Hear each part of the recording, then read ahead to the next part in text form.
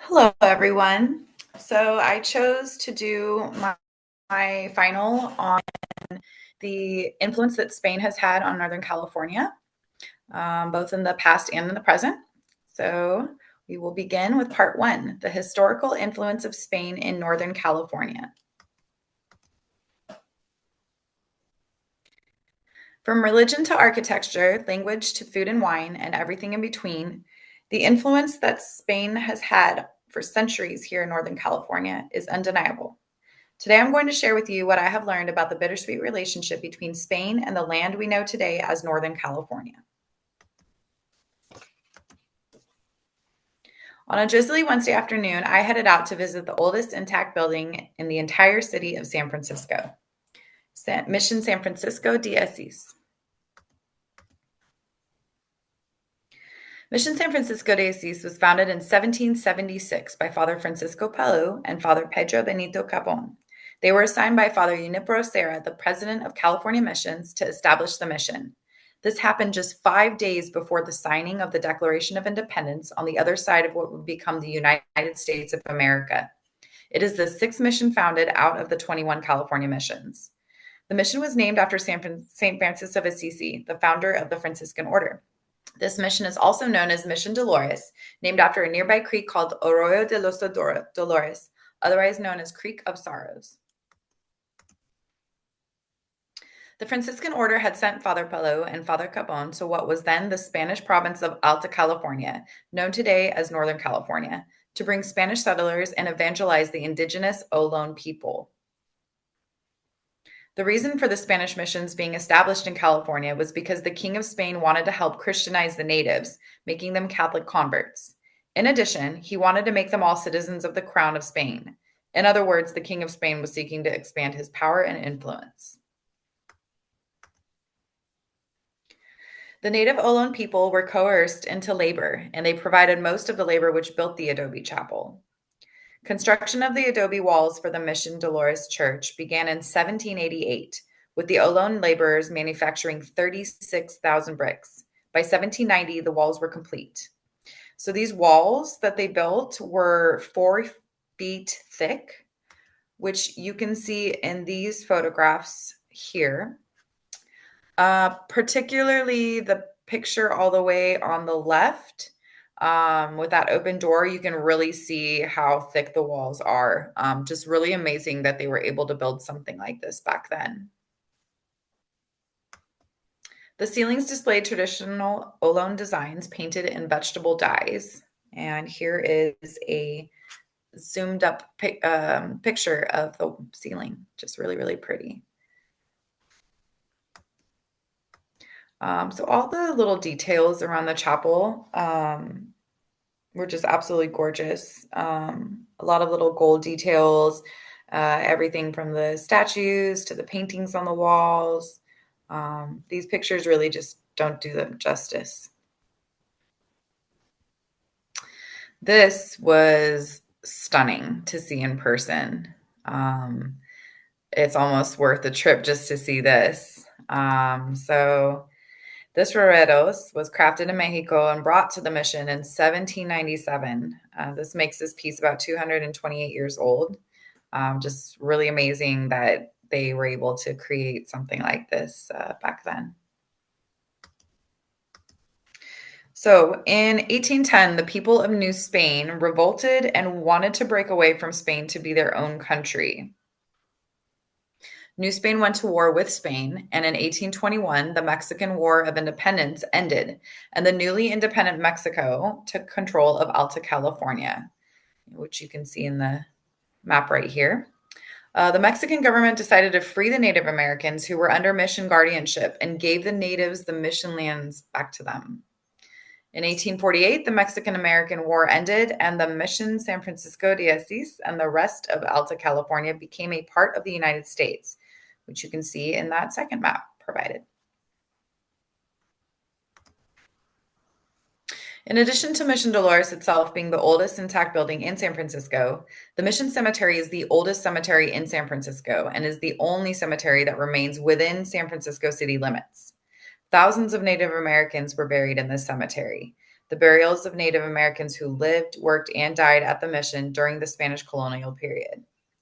The very first Mexican governor, Luis Antonio Arguello, rests in this cemetery as well.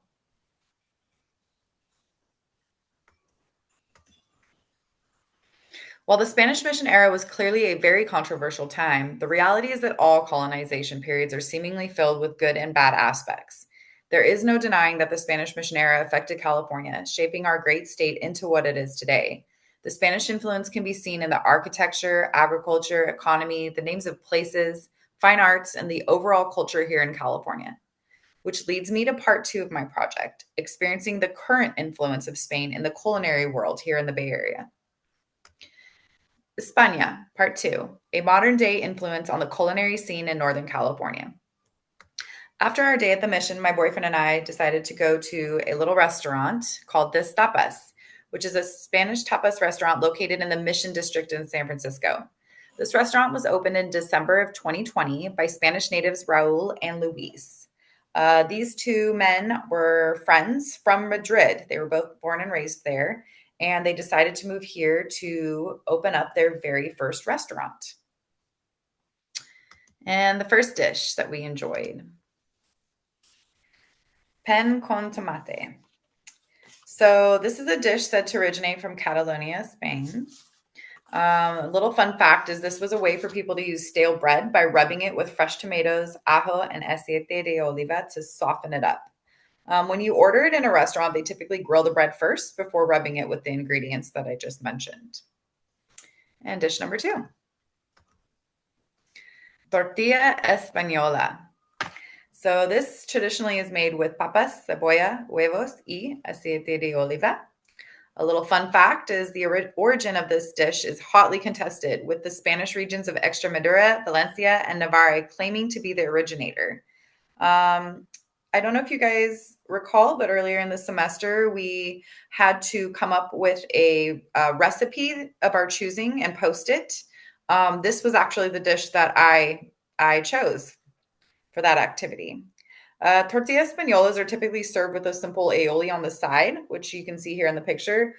This was by far the best tortilla española that I've ever had. It's absolutely delicious. And dish number 3, gambas al ajillo.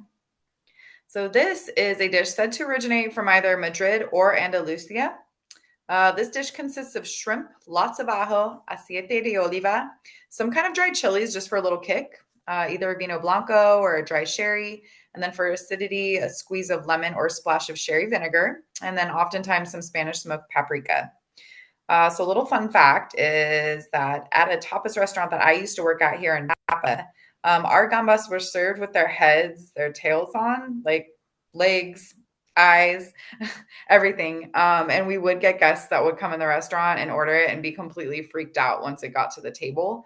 But yeah, super delicious. Serve it with a little side of bread to sop up the sauce. Super yum. Dish number 4, oxtail canelones. So this is a dish said to originate from Catalonia, España. This is a dish that was introduced by Italian chefs whom were working in Barcelona in the late 18th and 19th centuries. Canelones are stuffed tubes of pasta that are baked. They're typically covered in a rich bechamel sauce, which you can actually see in the picture. It's the white sauce. The brown sauce you see is kind of like a gravy. Sometimes tomato sauce is used or a combination of both. Little fun fact, canelones are often served on Sundays or holidays. And in Spain, it is traditional to use the leftover roast meat from the recent holiday as the filling for the canelones. And then we have paella valenciana, which is originated from Valencia, traditionally cooked over an open fire in a wide, shallow pan called a paella pan. The base ingredients are bombo rice, which is native to Spain, saffron, which gives the dish its distinct yellow color and delicate flavor, either a broth or a stock, sofrito, which is a mix of ajo, tomate, pimientos, y cebolla sauteed in aceite de oliva, and then protein and vegetables. A little fun fact, paella was originally made at lunch for farmers and farm workers. Authentic Valenciana paella has ingredients that were found in the countryside. So, like chicken, rabbit, duck, and snails were all common ingredients. The paella that we enjoyed that night, which you see in the picture, was filled with pollo, chorizo, alcachofas, habichuelas, and of course, the base ingredients that I just mentioned. Other versions of paellas are filled with seafood such as shrimp, lobster, clams, and mussels. A favorite is called the arroz negra paella, which gets its black color from squid ink, which is used in the dish. A little fun fact, socorat is a crucial element of a traditional paella valenciana. That is a toasted, crispy layer of rice that forms on the bottom of the paella pan. Achieving the perfect socorat requires skill and careful heat management.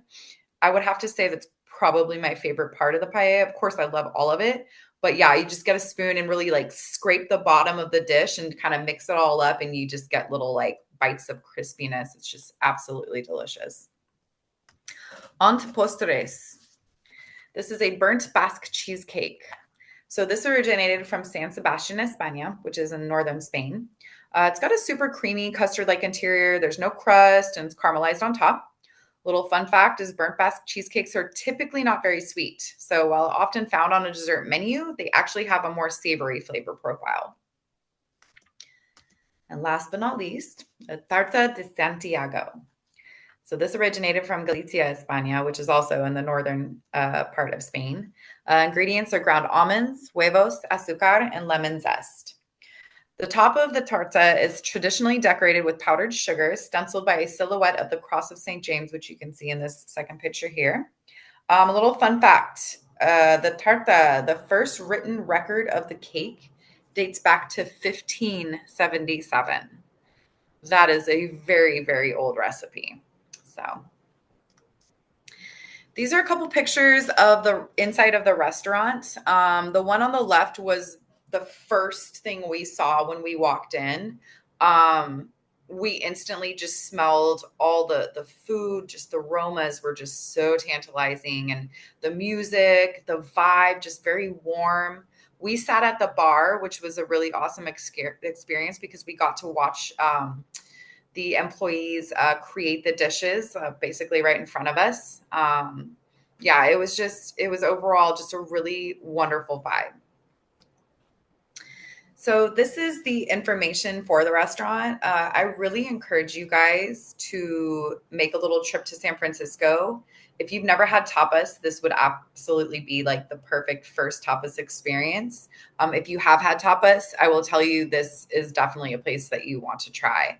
I've got the address here, phone number, website.